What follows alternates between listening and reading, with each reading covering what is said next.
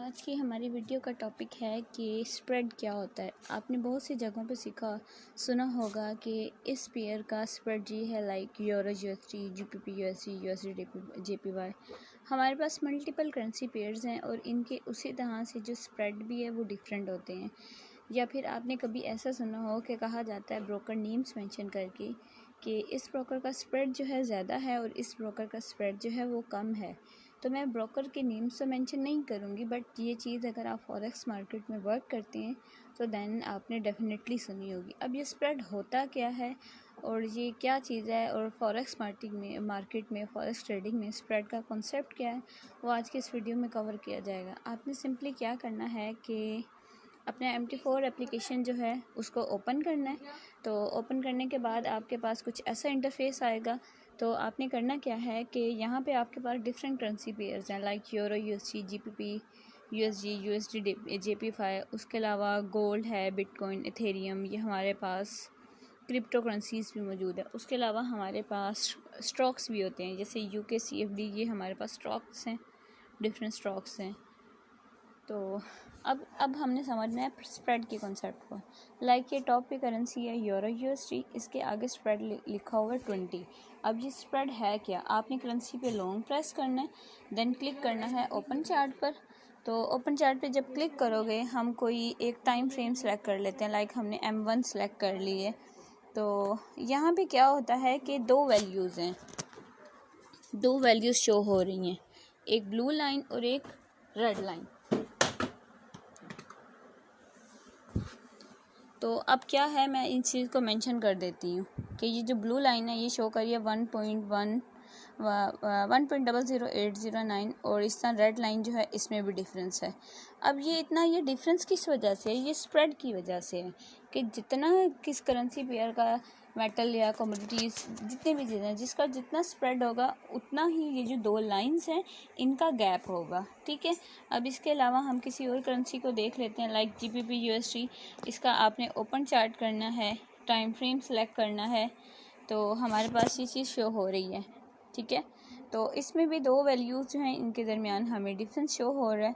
उसके अलावा अगर हम गोल्ड को देखते हैं, लाइक गोल्ड जो है इसका स्प्रेड है 60, तो इसके दरमियान भी डिफरेंस मौजूद है। मीन्स आप जिस भी करेंसी को, जिस भी मेटल को देख लें तो उनकी दो वैल्यूज़ जो हैं उनके दरमियान डिफरेंस मौजूद होता है।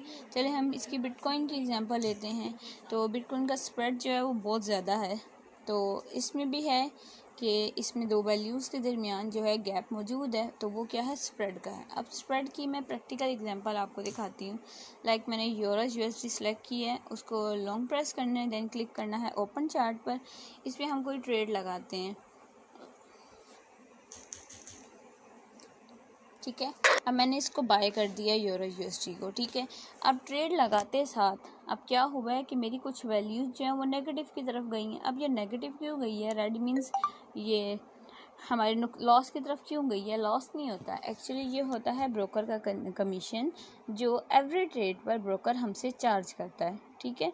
तो बेसिकली जो स्प्रेड है फॉरेक्स मार्केट में, जो स्प्रेड का वर्ड है इसका मीनिंग होता है ब्रोकर का कमीशन। इसी वर्डिंग में हम इसको कमीशन भी बोल सकते हैं।